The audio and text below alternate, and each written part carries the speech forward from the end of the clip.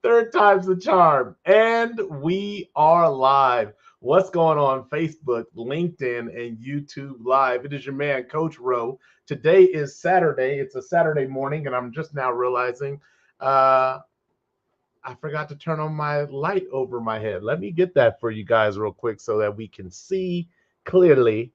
There we go. The things that are going on. Got to plug it up too. I don't know what's going on with me this morning, but I am off a little bit, but it's probably because I've been doing so much this morning since like 4 a.m. Anyway, I'd like to welcome you to the first row. It's Saturday. If you've been following along all year long, we're in the fourth rendition of this particular segment. This is Financial Matters. I'd like to welcome you to the first row. Today's topic, almost said tonight. Today's topic is going to be something that I really wanted to kind of start Financial Matters off with this, but it just didn't make sense to start off with this particular topic because there's so many things that go behind this topic. But we are finally to one of my favorite topics. We are to debt to income credit 101. What's going on, Bruce? And there's somebody else here live. What's going on, JC? Welcome. But credit 101. And so with this topic, we are going to do not too deep of a dive into credit, but really just try to help people understand what credit is, how we use it, the different things that go into determining our credit score, so on and so forth. So with that, I always like to start my segment off in Financial Matters with a couple of things called the falsehoods about credit. So today I have 5 different falsehoods that I want to share with you when it comes to credit 101. The very first falsehood is we all start off with bad credit. Now, this is kind of like one of those urban legends that we all start off with bad credit. The reality is we don't start off with bad credit. We just start off as an unknown when it comes to credit. Because of the fact that we don't have any credit when we start, or our credit is unestablished when we start, we're a higher risk because nobody knows if we're going to be good stewards and pay our bills on time and pay them, or bad stewards and not pay them and go into collections. Nobody knows that. And so we don't really start off with bad credit. What we start off with is unestablished credit. And the difference between unestablished credit and bad credit is this. Unestablished credit, when your credit is unestablished, the moment you finally can qualify and get a credit card, which is kind of easy to get a credit card when you have unestablished credit, the moment you can qualify and get that credit card, when you have that first credit card and you start doing behaviors that are good, paying your bills on time, keeping your debt income, or keeping your utilization rate low, things of that nature, your credit score rapidly increases. The reason is because you are establishing your credit. With bad credit, the difference is that you can have bad credit, and when you start doing behaviors that are good, your credit score will not increase as rapidly as unestablished credit. The reason being is because when you have bad credit, you have a credit history. So your history has already established the type of risk you are when it comes to giving you a line of credit or giving you credit to make purchases. And so that's falsehood number one. We do not all start off with bad credit. We all start off with unestablished credit. And there again is a very big difference between bad credit and unestablished credit. Falsehood number 2 when it comes to credit 101 is you just have to wait 7 years for bad credit to fall off. Oh man, oh man, oh man.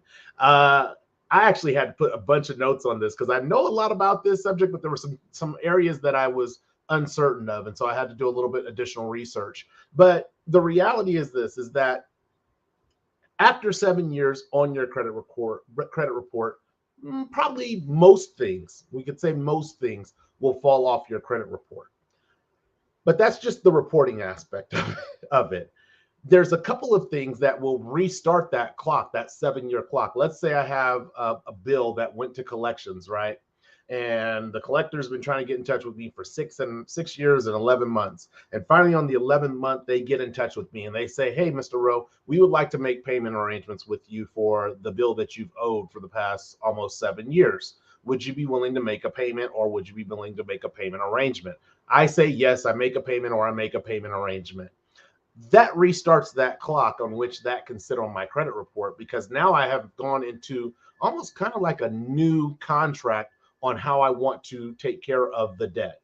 So 7 years sounds good. It's a decent, I'm not even going to say good, but it's a decent rule of thumb in regards to when things will fall off your credit. But there's far more than just your credit that you have to worry about when you have collections and things on your credit. Now, there's also other areas, like depending on what type of bankruptcy you file, that might be up to 10 years that particular type. I think it's, if I remember correctly, it's bankruptcy, chapter 7 bankruptcy, that stays on your credit for 10 years, not 7, 10. So while you're like, oh, all I got to do is wait for 7 years and it'll fall off, and then you're arguing with a credit bureau saying that shouldn't be on my account, there's actually, it can be on your account because it takes 10 years. There's also laws in place where there's statutes of limitation, where either if 7 years is the greater number or the statute of limitation is the greater number, that can dictate how long something can be on your credit report. So I really wanted to dispel that falsehood, but not just dispel that falsehood. The other thing that that falsehood does is it makes you feel like after 7 years, there's no consequence. There's not necessarily a consequence because it's not being reported on my credit report anymore. So how would it continue to impact me? Well, there's these things in America called lawsuits. And I have actually had a creditor come after me and was getting ready to file a lawsuit because I hadn't paid a debt that I owed. And they were like, hey, yo, you owe this money. We bought this money. We're going to collect it. So you can either pay this money or we'll file the lawsuit. And they were not playing, because there's collectors who are shady and will be like, oh, we're going to file a lawsuit, blah, blah, blah, blah. No, they weren't playing. And they actually started the processes of a lawsuit. And I was like, let me pay y'all money before we even get to the legal fees that are going to be assigned for starting a lawsuit. So that's falsehood number 2. And again, I'm always going to be transparent with you in these financial matters. I don't want you to think that I've always had my life together. I'm still working on things and getting my life together in certain areas. Finances just happens to be one of the areas that I'm a little bit more ahead than in other areas of my life. So that's falsehood number 2. Falsehood number 3, when it comes to credit 101, is you can buy anything on credit with a high credit score. We're going to talk about this a little bit more later in the show. But that feels true because I got a good credit score. I got an 850 credit score. That's perfect credit. That feels true, but there's an aspect that comes into play when you are actually using credit to purchase things. That aspect is your debt to income ratio. We're going to do a lot more of a deep dive into that later, but the reality is this, is you can have a high credit score, but if you don't have the money to pay off the debt, more than likely you still won't be able to buy the thing. For instance, I have a decent credit score. I have decent income, but I don't have the income that would allow me to go out and buy a $10 million yacht and make monthly payments on it. I don't have the income for that. So regardless of how great my credit score can be or how bad my credit score is, the problem is I don't have the income to repay the debt. And so people sometimes will disappoint themselves because of the fact that they don't have the income, thinking that, oh, well, I have the credit. I can go in with my credibility and grab what I want with that credit. No, that's not the truth. And actually, we've seen the impact of we've seen why this is so important during the Great Recession in 2008. You had the housing market bubble that popped in 2008, and a lot of that was because a lot of people went out and got loans for homes that they could not afford. And unfortunately, when it was like, I remember sitting with lenders, and I didn't buy a home during that time, but I remember sitting with lenders, and they were like, "Oh, the income, just say you make 100,000." I think at the time I was probably making 38,000 a year. Just say you make 100,000, that doesn't matter. You're going to pay your mortgage. Well, the reality is that a lot of people, and the reason the housing bubble burst is a lot of people couldn't pay those mortgage because they said they had income that made it seem like they would be able to repay the debt that they did not have. So the fact that you can buy anything with good credit is not true. They are always going to look at your income, and probably even more so now, they will look at your income because of how not looking at income bit a lot of people in the butt. So that's falsehood number 3. And then falsehood number 4, all you have to do is have good credit. All you have to do is have good credit. All you have to do to have good credit is pay your bills on time. That's a falsehood. There are many things that go into the calculation of credit, many factors. And actually, there's like, I don't even know, there's upwards of easily probably 100 different ways that credit scores are calculated across multiple institutions. The main two that we're typically familiar with are the Vantage 3.0 score, which is what Credit Karma uses. And Vantage has four scores that they have. They have a 1.0, 2.0, 3.0, 4.0. And then the FICO score that most people are familiar with. That is the Fair Isaac I think it's Fair Isaac Corporation or something like that. Yeah, Fair Isaac Corporation. Um, that FICO score is what we're also familiar with. They have 16 different ways to calculate your credit score. So there's like the FICO score 9, the FICO score 8, the FICO score 3. There's different FICO score formulas that they use. These are proprietary formulas. So proprietary meaning that the calculations behind the formula are not public knowledge, like they're private, held to the company. But these are proprietary formulas that are used in order to establish a credit score or in order to establish credit worthiness. Not that you are unworthy, but credit worthiness. Um, and so all you have to do is pay your bills on time is not true, because that is only a portion of how that formula is calculated. They actually give the weighting of each category, and I'll share that a little bit later. But that is only a portion of the weighting. It's the highest portion. It's 35%. Paying your bills on time is 35% of that portion. However, that means if all you did was pay your bills on time and you failed at every other level, you would only have 35% of that score being impacted, which is going to lead to poor credit. So you can pay your bills all the time, every time, each and every time. Doesn't matter. It's going to impact you because that's not a big enough chunk of the formula in order to establish good, very good, or excellent credit. And then lastly, falsehood number 5. I normally only do 4, but today I decided to do 5. Falsehood number 5 is I have good credit because Credit Karma says I have a high score. Oh man. Credit Karma, again, I said there's two different, I shared two different companies that do credit score calculations. Credit Karma uses Vantage. Vantage is a methodology, or a methodology of formulating what a person's credit score should be. Now, when it comes to FICO versus Vantage, in my opinion, Vantage is more lenient when it comes to things like collections that are paid, more lenient when it comes to medical bills that are collections, more lenient when it comes to, maybe lenient isn't the right word. Um, uh, I'm just going to say lenient, but Vantage prioritizes your credit a little differently than FICO does. And because of that, and their ranges are different, by the way, like from good, poor to good to fair to very good, all that stuff. Their ranges are different than FICO. But because of the way they calculate things, you might have an Vantage score, like let's say you have an 800 on your Vantage score. That does not correlate to an 800 in your FICO score. Number one, because the ranges are different. Number two, because the calculation in the formula is actually different. And so this is one thing that I always try to tell people who use services like Credit Karma. Credit Karma, I believe, is a good service depending on what you're using it for.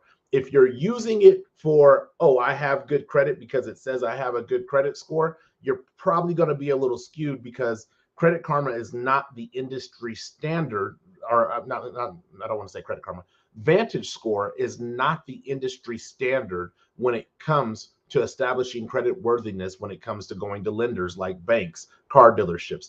Banks and car dealerships, about 90% of them use FICO scores, different versions of the FICO score, depending on what you're acquiring or what you're getting, but FICO scores. So if you're going in and you have an 800 Vantage score, and then you get to the lender and you're like, hey, I want to borrow this money, I got an 800 score, they're going to say, great, let me run your credit. And when they run your credit, they're going to say, oh, actually your credit score is like 730. And they're going to say, that's still a good score, but it ain't 800. Just let's be clear, that's not 800 in the FICO world.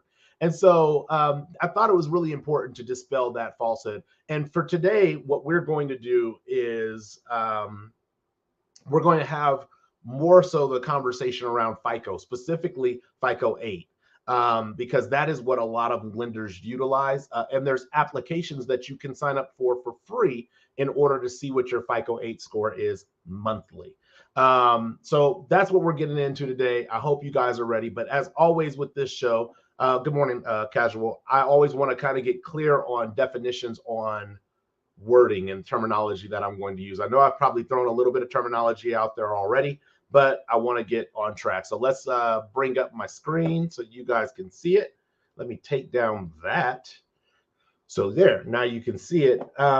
But the very first definition that I want to give you guys is credit. What do I mean when I say credit? Credit is our ability to gain benefits before payment based upon trust. That's really what credit is at its simplest form.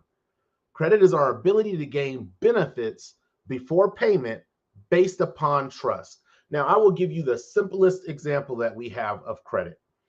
We have all probably gone to a sit-down restaurant previously. You go into, I used to work at Applebee's as a server. I go into Applebee's as a customer. I sit down. I tell them, hey, this is what I would like from your menu. They bring me that food before I pay them for it. They bring me that food. I consume that food and I say, okay, thank you guys for making that meal for me. Here's the payment for that food. Here's a tip for your services. Have a good day. That is the essence of what credit is. Credit is literally any benefit that you get. We are used to thinking about it in terms of, oh, I got a car and I have to make payments on it. We're used to it. I got a house and I have to make payments. I got a loan and I have to make payments. But really, credit is our ability to gain any benefit before we make a payment. And that ability that we have to gain that benefit is based upon a trusted behavior that someone perceives about us. Now, with Applebee's, that's really simple because I perceive if you walked into Applebee's, you understand the setup that when you order your food, you know you're going to have to pay for it. With credit in the financial world, it's a little different because when you walk into a lender, they don't know you and they know you might know the setup or you might not, because not everybody's educated on credit. They understand you have a general sense that I'm going to loan you some money and you're going to pay me back. They understand you have that general sense, but they don't know you in the sense of I'm getting ready to give you $300,000 to acquire something with the hopes that you're going to pay me back. Credibility is very important, and we're going to talk about that as we jump in. But the credit score ranges, again, I said I'm going to stick with FICO. The credit score ranges from poor. Oh, I have a thing over here. I'm going to look away at my other laptop. Range from poor from 300 to 580, fair from 581 to 640. I'm sorry, 670. Good is 671 to 740. Very good is 741 to 800, and exceptional is 801 to 850. Those are the ranges. Now, let me tell you what range I was at for predominantly in my life. I was under 580 for predominantly my life. And as you said, Casual, when I was young, man, credit messed me up. I got my first credit card at 17 years old. That's because somebody thought I was 18, and that's a whole other story. But I was not 18, I was 17. And I got this credit card that was like a $700 credit limit. That has $700 credit limit on it. And I mean, I just was like, cool, they just gave me $700. I'm gonna go and spend $700. Oh, you got to pay that back? Yeah, I don't even make $700 a month. How am I supposed to pay you back with that? Yeah, I'm not. And that went into collections, and that hurt my credit. And then over the course of the years, there were other things that I would purchase and not pay for, or other things where bills were showing up on my account, bills like people don't think about this, medical bills, dental bills. If you don't pay those things come back and show up on your credit report. So this is the first definition that I want to give you guys is credit. The next definition that I want to clear up is unsecured versus secured credit. Now, with unsecured credit, really what that is it's a loan that does not require collateral. And I typically refer to unsecured credit as signature. It's like a signature credit. All you did was sign some documents, and there is nothing keeping you obligated to those payments other than the fact that you signed a document saying that you would make your payments in accordance to whatever that contract stated. But here's some of the types of unsecured credit that people see. Again, medical bills, credit cards, even unsecured credit could be simply something where a friend of mine says, hey, I need to borrow $50. And you say, okay, when are you going to be able to pay me back? I'll be able to pay you back when I get paid on next Friday. All right, cool. Here's $50. I'm going to Venmo you. I Venmo you the $50. Friday comes. Now all of a sudden you don't pay me. There's nothing that I can go and take from you for $50. Like, I can't be like, well, you bought ice cream and a couple of apples and a pack of ground beef. I'm coming to your house to take $50 worth of groceries out of your refrigerator. That's not how that works. It's unsecured. So you can either A, eat that loss if it's $50, or B, you can say, hey, I'm going to have to take you to small claims court to get this $50 back. That's unsecured credit. Again, it's based on a signature or an agreement that does not have anything attached to it that can be taken away, repossessed, or foreclosed upon. So the opposite of unsecured credit would be secured credit. And that is a loan secured by a physical or monetary collateral. Secured, the biggest one that comes to mind, that's why I have this here, is a house. When you go to buy a house, you go to an institution and you say, hey, look, I want to borrow $500,000 to buy this house. I want to borrow $500,000. They don't know you. And they can't just rely on your signature that you're going to take $500,000 from them and pay them back. So what they do is they secure that loan with the actual asset, which is the house.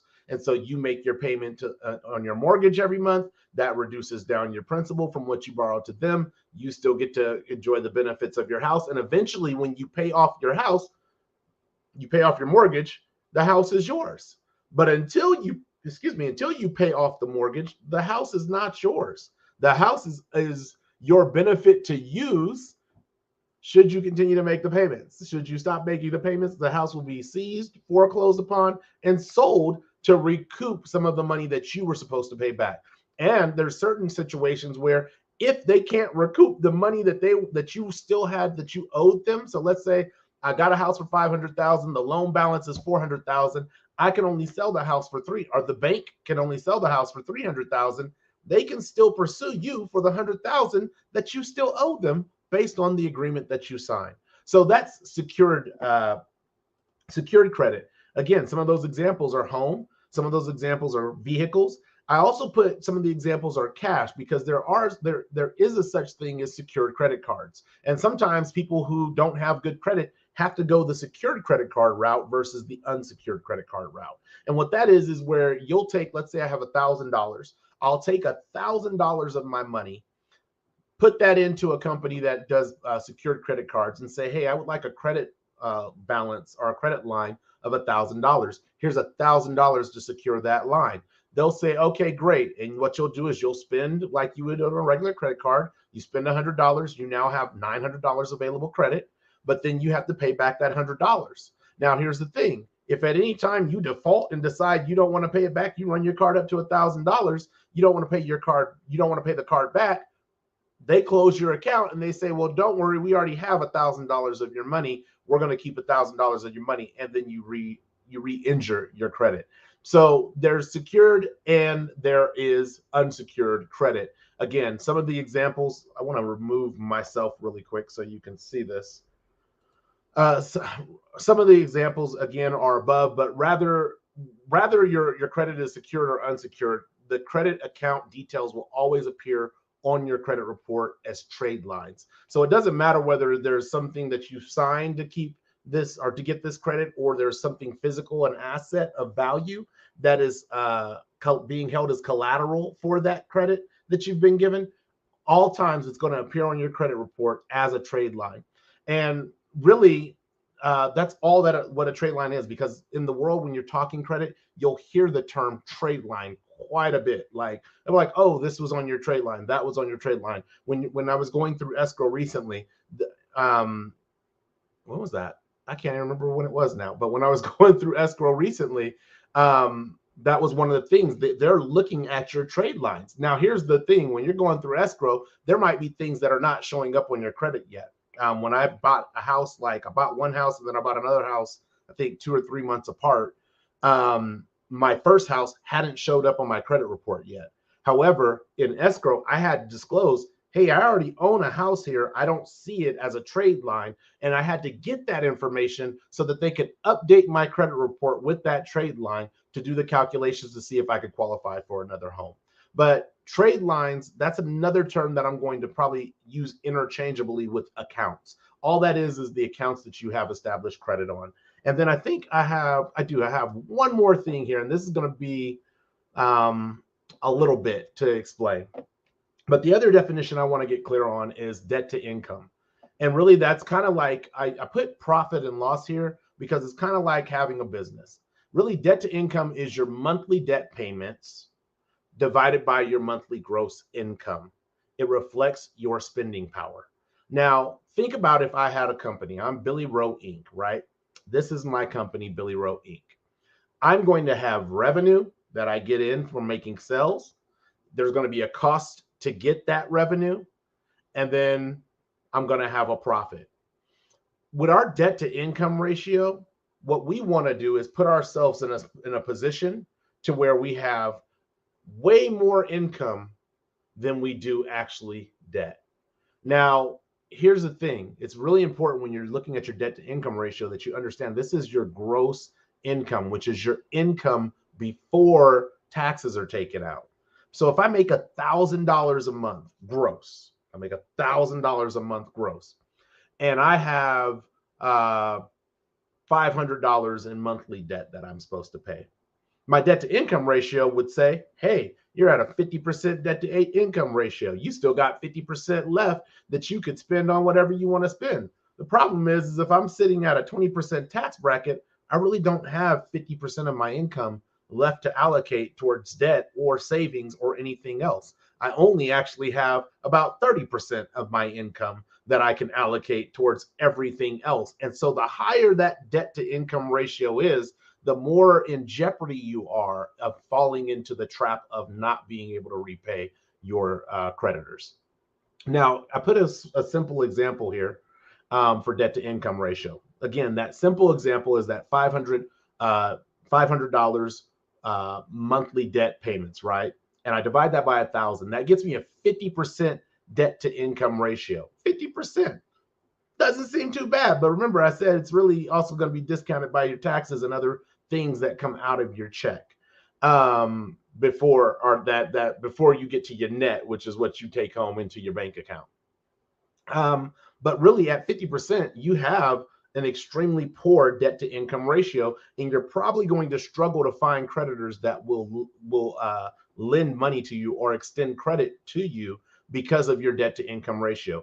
It doesn't even matter if you have good credit. You could have exceptional credit. Doesn't matter. At some point, the lender says, hey, I'm the last person to this great payments, great utilization, great whatever. I'm the last person to this pot. And because I'm the last person to this pot, that probably means I could be the straw that breaks the camel's back. And then that would create a chain reaction to where not only do I don't get paid, but their other creditors don't get paid. And there's risk there. And we don't want to take that risk. Now, there's some levels, just like there's ranges in your credit score from poor to excellent. There's some appropriate levels. The excellent level to have for a debt to income ratio is anything at 20% or below. If you're at 20% or below, you're killing it. Like you're doing so well that you probably have one of two things.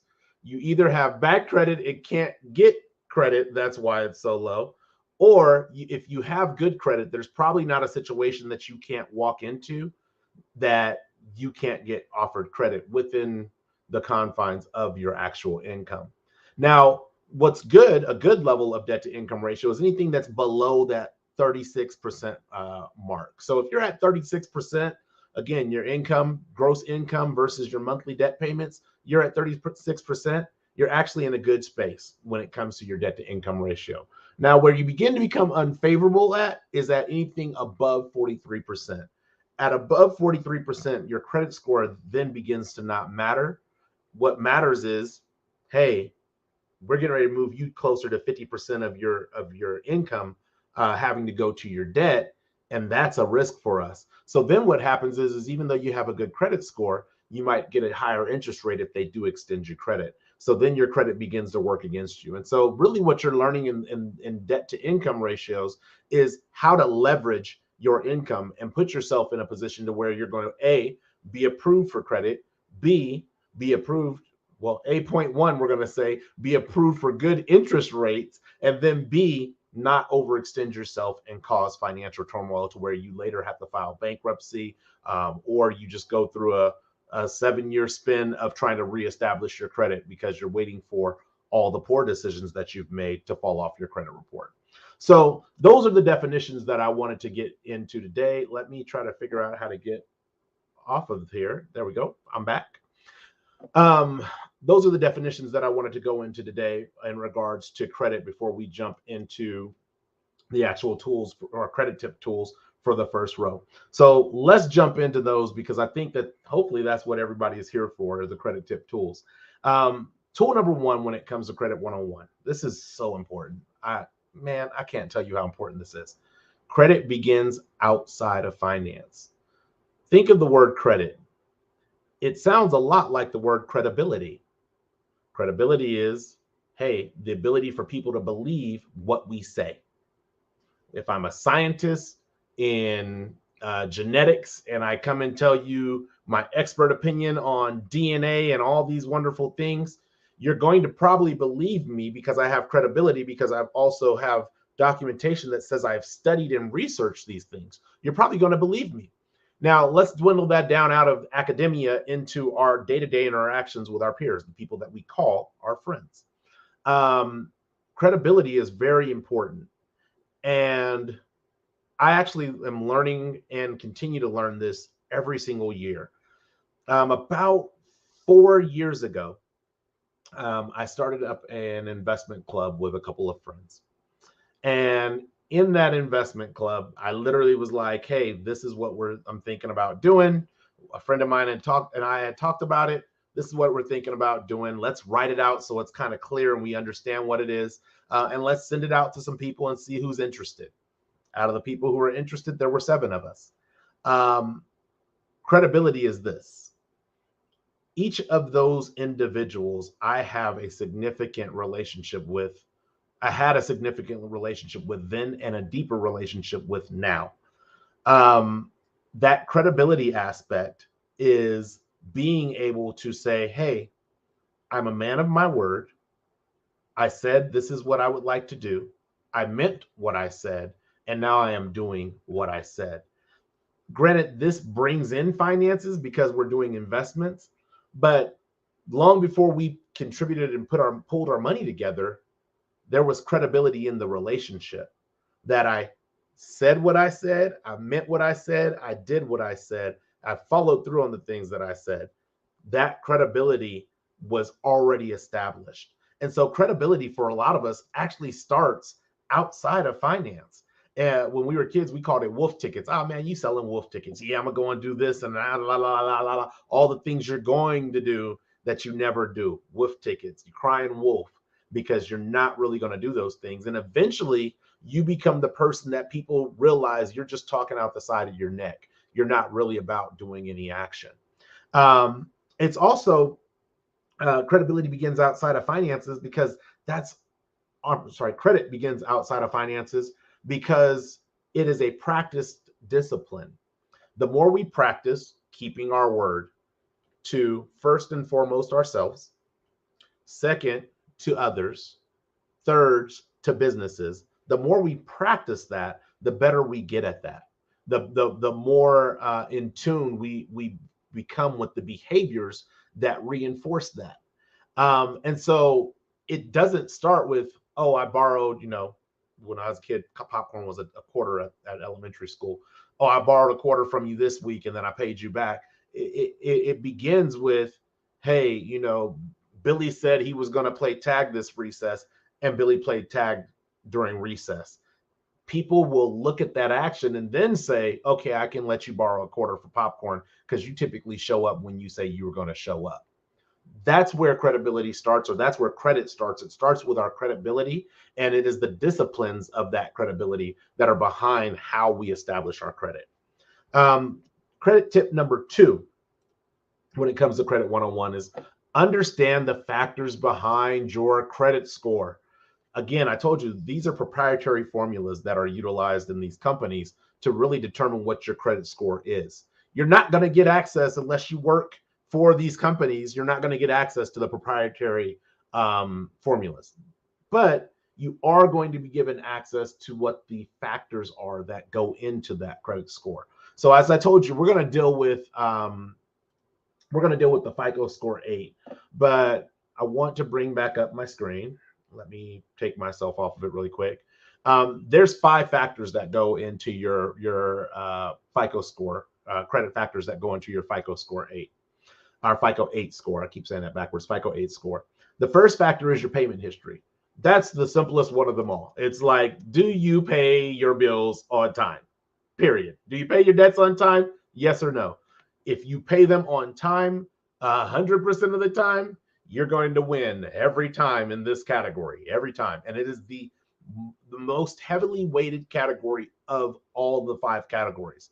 Number 1 is, are you going to pay us? Because again, these creditors that are extending you credits, extending you loans, they are expecting monthly reimbursement or reimbursement based upon the terms of the agreement. So if there's a monthly payment that's due, they're expecting every month for you to make that payment. And when you don't make that payment, that increases the level of risk that you are when it comes to creditors looking at your credit worthiness. The second area is the amount owed. And I put this in this term because I didn't want to overstimulate you with a bunch of different terms, but the amount owed is really the utilization rate. It's how much do you owe? And this is important because I feel like a lot of people don't understand this. And it took me a long time to understand this. I'm going to give you some of the context about this a little bit later, but really it's simple as this. If you have a credit card that's $1,000 and you spend $500, you owe 50% of the credit amount that you have. So you have utilized 50% of the card balance. Now, when that shows up to a creditor, they're saying, wow, this person's really irresponsible with their credit. They like push it to the limit. And then we now have to sit in this space of, are they going to pay us back or are they not going to pay us back? But we'll talk a little more about the amount owed, right? I promise, right? Like almost right after this particular tool. The next area is credit length. The length of our credit. It's like our credit history. How long have you had credit? Remember in the beginning when I said we don't all start off with bad credit. We start off with unestablished credit. That means the length of our credit history is 0. It means we have not had a trade line that has appeared on our credit to begin counting the credit length process or the credit length period. And so because of that, that is also a percentage of the formula. So when you first start off, you're at 0, you're going to lose in this category every time. You're also going to lose in payment history because you don't have any. You're going to lose in amount owed because there isn't any amount. You're going to lose all of that in the very beginning. So you don't have bad credit. You're just unknown. But that length of credit time is, I think it's an average. It's almost, I think it's an average of, once you hit like 2 years, I can't remember off the top of my head. Once you hit like 2 years, then your credit length starts like maturing, for lack of better terms. Think of it like this. If I want to see a trend of how somebody behaves, I'm going to bring myself back really quick. If I want to see a trend of how somebody behaves, am I going to look at 1 hour of their behavior? Am I going to look at 24 hours of their behavior? Or am I going to look at the years that they have displayed behaviors? Now, this doesn't mean that behaviors can't change over time, which is why I believe credit is allowed to fall off after typically credit is allowed to fall off after 7 years, because in a 7-year period, my behaviors will show if I've changed over time. I'll start paying things on time. I won't get as many accounts, so on and so forth. The same thing is how we would judge a person. Like, hey, this person is really a nice person. If they're only nice for an hour, I still don't know them. Hey, they were pleasant for that hour, but I don't know them. They could go home and I don't know, do crazy things that make them not such a nice person. But if I'm monitoring that person for 3 years, 4 years, 5 years, and they are consistently showing me a behavior that is positive, nice, caring, compassionate, then I'm going to more than likely, over the average, assume that on average, this is a compassionate, nice person, and I want them around me. Now, just like, you can change things for the better, things can also change for the worse.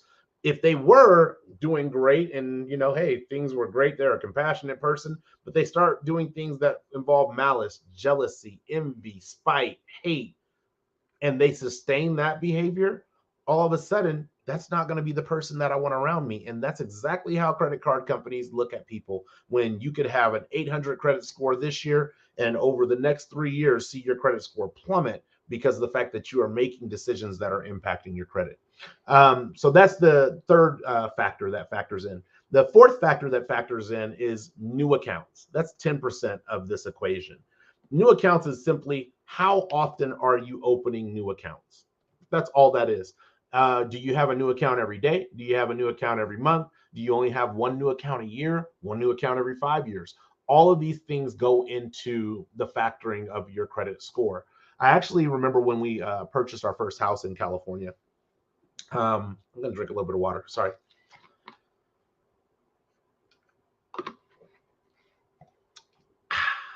I remember when we purchased our first house in California, and we had worked to get our credit score up. And when I tell you we had worked to get our credit score up, we had worked to get it up to like 680. It was not like, oh, we got it up to 800. We got it up as high as we could. No, we got to like 680 because that's what we needed to get to qualify for the house.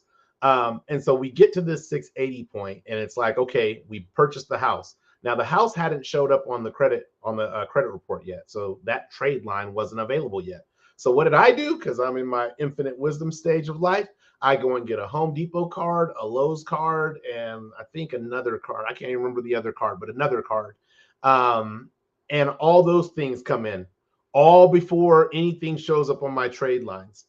Now, I didn't know at the time. It was like, I knew if you got something on your credit, if there was a hard inquiry on your credit, it could lower your credit a little bit. But I didn't understand that new accounts outside of the hard inquiries, new accounts actually being placed on your credit could lower your credit. So imagine I did all this work to get a house and get to 680.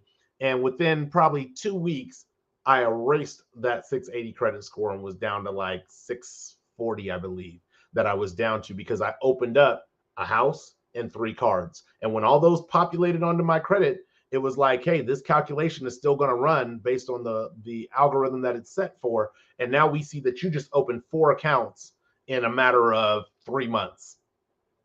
You're a risk. You're still a risk because you're still doing those risky behaviors.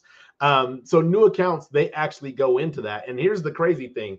The algorithm isn't very far off because in the opening of those accounts and in having the house, there were struggles that we had in making sure that bills were paid.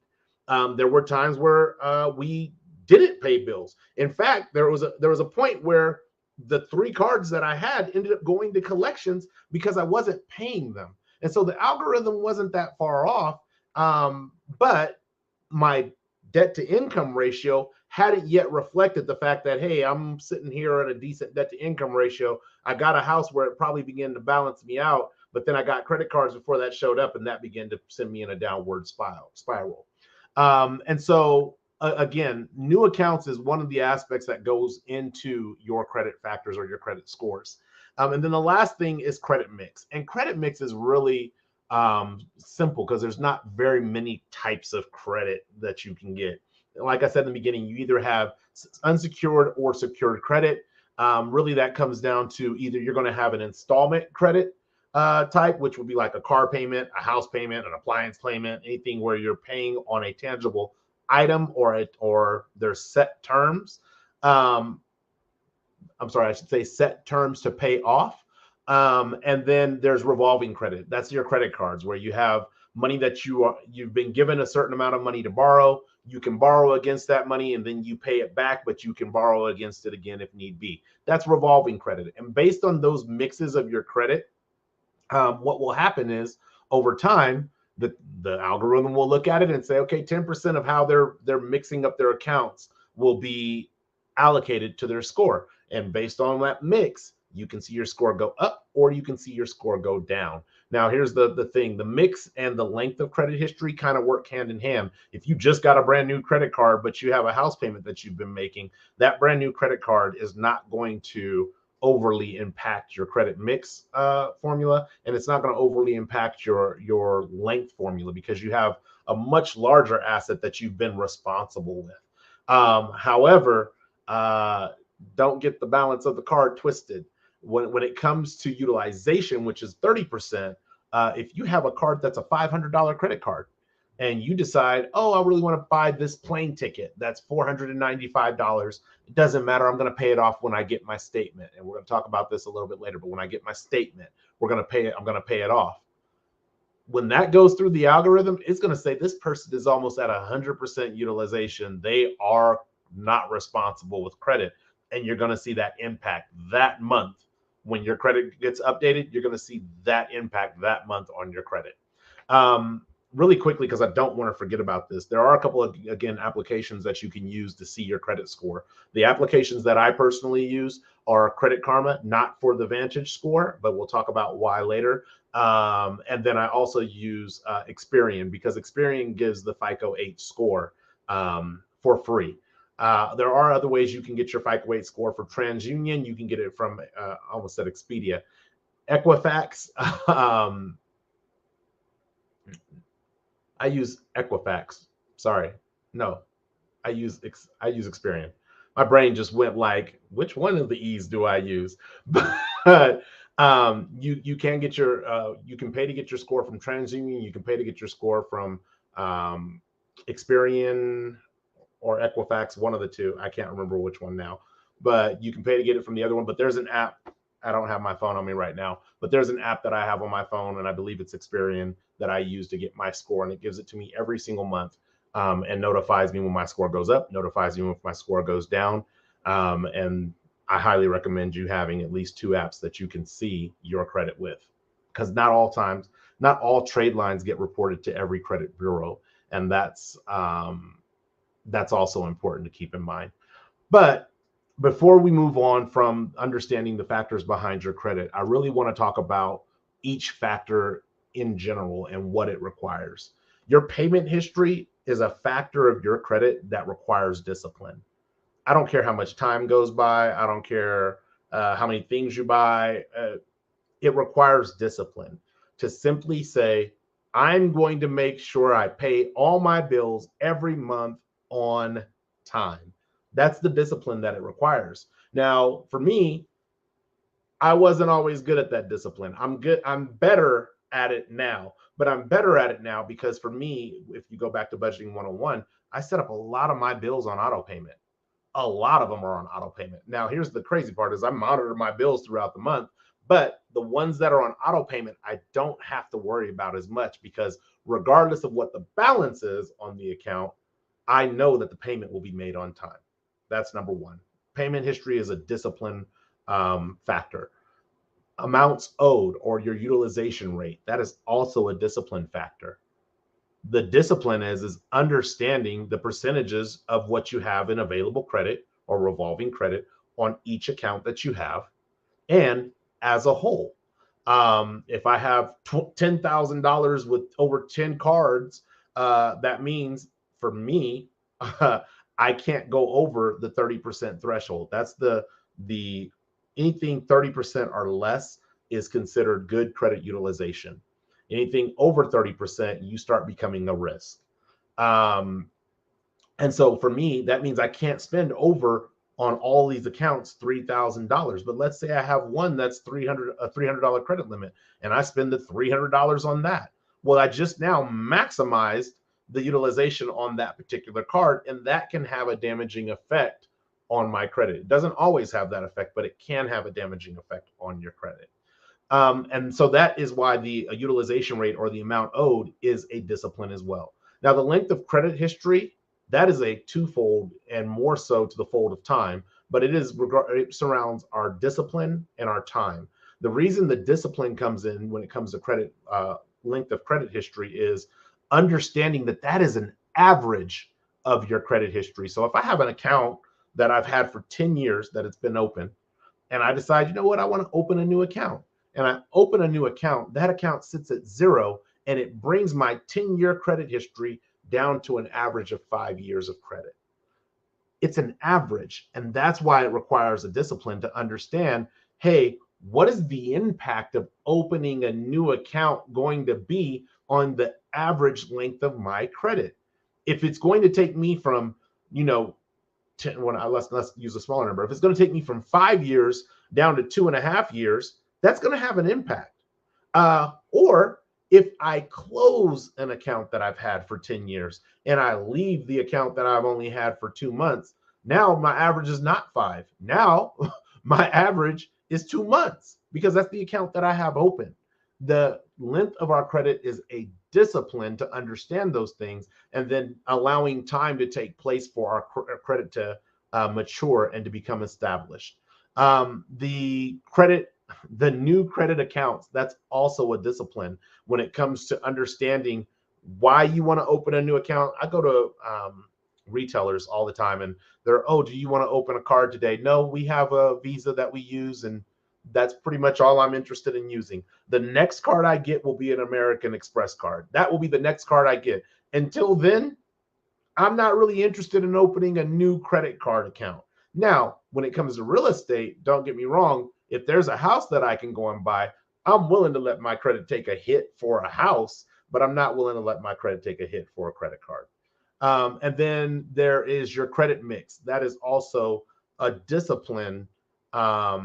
And sometimes it is circumstantial, we'll call it, but it is discipline in regards to understanding that you can't put the chicken before the egg or the horse before the carriage.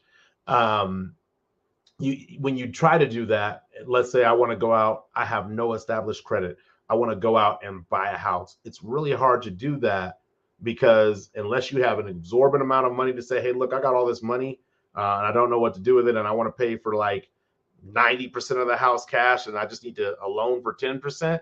Unless you're in that situation, which most of us are not, it's going to be hard to say, I want to buy a house and expect somebody to say, okay, well, we don't know anything about you and there's no documentation about you, but we're going to go ahead and take a chance because you said you're good for it.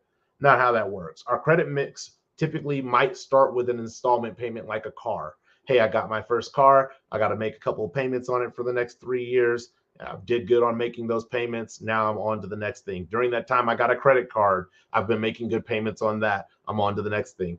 That credit mix is about discipline, but it's also, I say, circumstantial, because you can't go to level 10 on your credit without going through level 1, 2, 3, 4, 5, 6, 7, 8, and 9. So that is understanding the factors behind your credit. What's up, TJ? Yes, I don't have American Express yet, but I do want to get to that level eventually. But that is understanding the factors behind your credit score. And then credit tip number 3, and this is why I kept talking about utilization, and I wanted to talk about my rules for me, not the rules for the credit bureaus, my rules for me when it comes to credit utilization. And so I have the 10% rule when it comes to credit utilization. If I have a $10,000 credit limit, then I'm only willing to spend up to $1,000 on that credit limit, on that credit card. Now, here's the thing about that. A lot of people think, oh, it's cool, I spend the $1,000 on my credit card, and then when the bill comes in, I pay it off. Your utilization, your credit utilization rate is based upon what your creditor, i.e. the credit card company, reports to the credit bureau. What they report to the credit bureau is your statement balance. So if you have a statement balance that says, hey, there's $1,000 owed, you only have to pay a minimum payment of $25, they're saying they're at 10% credit utilization. That's really good. Now, here's the truth about my rule of 10%. I try to keep it under 5%. Sometimes I'm at 6%. Sometimes I'm closer to 10%, but I try to keep it actually under 5% for me. And this is for unsecured credit. So the reason I do this is because we actually use our card. We use beyond 10% of our card every single month. Most of our bills are attached to our card under auto pay. We pay for, like, if we're taking flights, we'll pay for that through our credit card. But here's the trick. We pay our credit card multiple times every month. And we're constantly looking at the balance of that card to be able to say, okay, we need to get this balance down to X. We need to get this balance down to Y. And if you talk to my wife, she will absolutely tell you that the balance that I'm trying to get it to is zero. I think the last one that I had was like $600. And I was like, dang. The one before that was like $67. And I was like, yeah, that's what I'm talking about. But the purpose is to keep, the reason why I have the rule of 10% is to keep my credit utilization low. Now, remember I said earlier that good credit utilization falls anywhere between 30% or lower.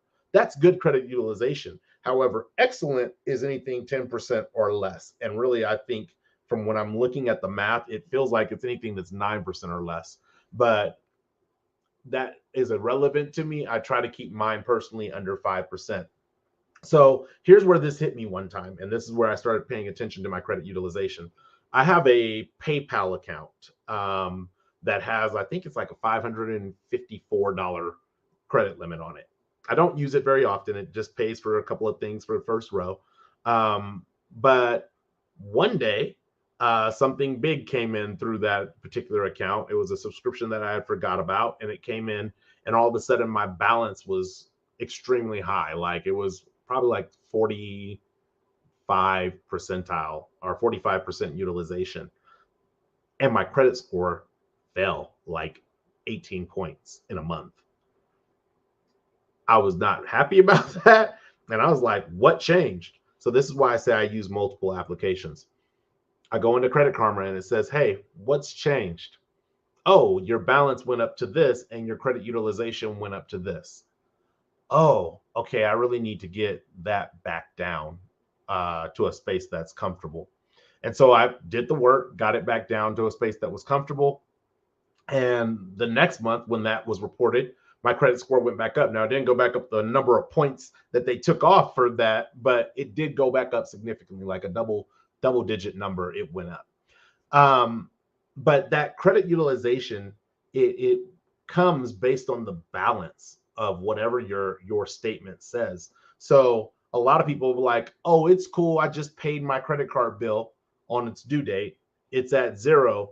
And now I can start making these payments, and they'll spend $1,000, $2,000 on their card. And now all of a sudden, when their statement date hits 5 days later, they report that $2,000 that you just used on your credit card. And you're like, wait a minute, I have paid the amount. It paid it off in full. That's the other falsehood, is that if you pay your credit cards off in full, then you'll have good credit. Depends on what that balance is. If that balance is above the 30% range of utilization, you can pay it off in full every time. That's great. You will be given credit for payment history, on-time payments. Kudos to you. That's the highest bracket category. However, you will also be dinged for the amount of utilization that you are above 30%. And so understanding those things and understanding the factors that go into your credit score, and then understanding how to create rules for yourself. Not saying your rule has to be 10%. That's my rule. But understanding how to create rules for yourself so that you can be aware of what you need to do before something hits your trade line and dings your credit. And then I got two more things. I'm a little over time today. Wow. But I got two more things that I want to share with you, and they're really, really brief.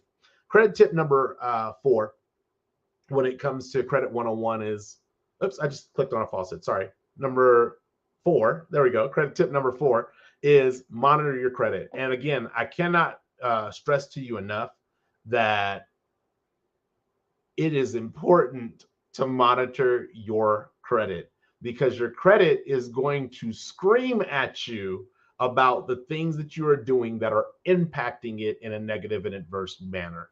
It's going to scream at you if you monitor it. But if you're not monitoring it, it's one of those things that it's out of sight, out of mind until I'm sitting with somebody that I need to provide a credit service to me.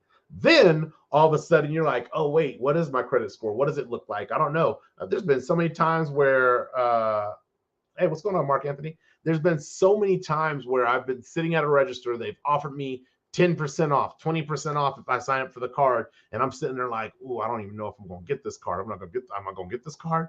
And then they're like, hey, you were declined. They denied your request for credit.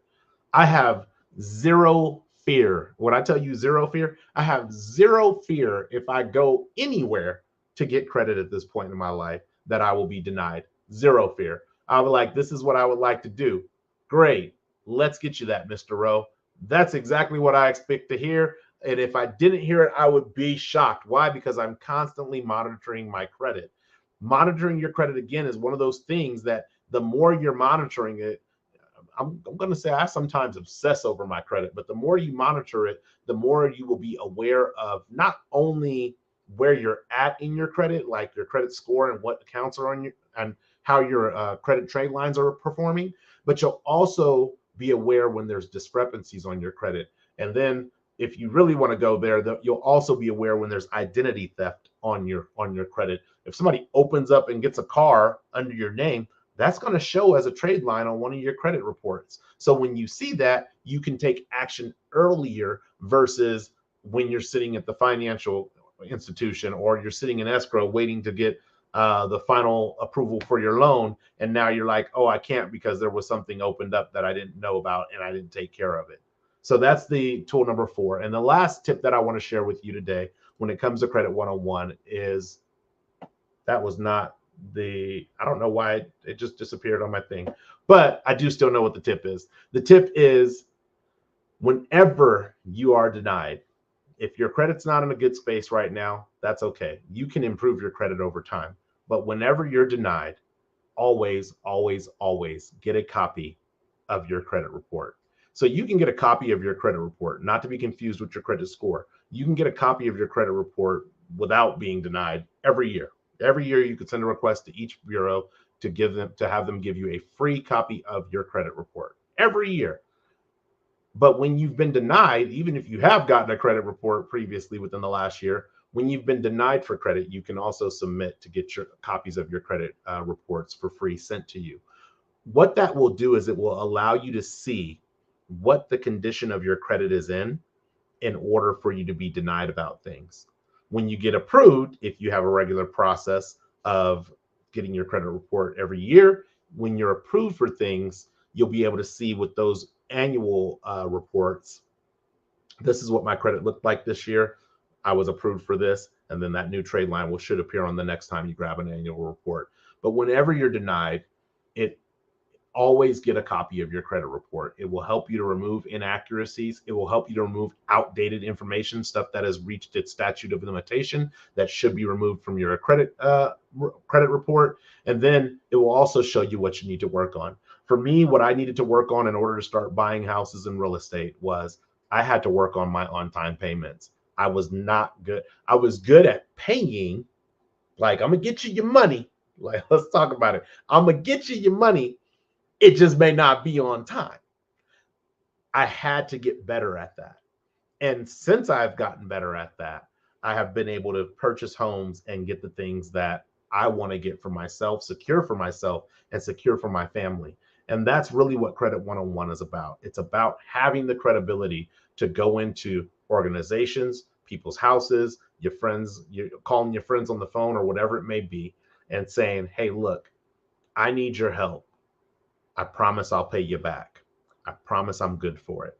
And actually being good for it. That's what Credit 101 is all about. And so I hope you guys have absolutely enjoyed this segment on Credit 101. I hope you've learned quite a bit from this segment on Credit 101. But realize we all have a place that we start. We all have a place that we inevitably will finish. But a place that we start when it comes to credit.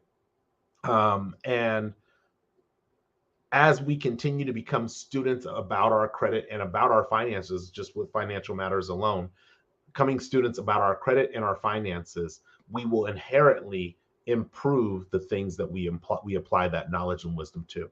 So that's what I have for you guys this Saturday morning. Thank you for rocking with me for a little bit of overtime. I hope you guys have an absolute wonderful, wonderful weekend. The next time I'll be on the first row will be this Wednesday.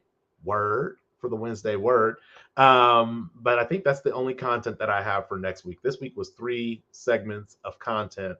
But it has been an amazing week. And each time that I get on the first row, it is super energetic. If you have not already, please don't forget to go and check out the L3 Perspective. Let me move this title off of here. The L3 Perspective with my brother Glenn and Coach Cam. You can catch them on YouTube, and they have all their contact information for the L3 Perspective on YouTube. And it's actually at the L3 Perspective 7 on YouTube. And then other than that, that's really all that I have for you guys this evening. And as always, if you like this video, share it. If you share it, please like it. If you know somebody whose credit is suffering, you might want to share it so that they can like it too and share it or at least learn from it. But I'm always happy to engage with you guys in the live chat. Thank you for tuning in live today, you guys. I appreciate it. And for those of you who are watching via the replay, happy to engage with you in the comment section for the first 7 days that this content is up. After that, I move on to the next content. I probably am only going to have about 2 more Financial Matters series because there's 2 more things that I really want to talk about that I'm passionate about in finances. And then I'm probably going to be done with the Financial Matters series. But I definitely appreciate you guys tuning in with me. Until the next time, one love, peace, and God bless. Thanks for sitting on the first row.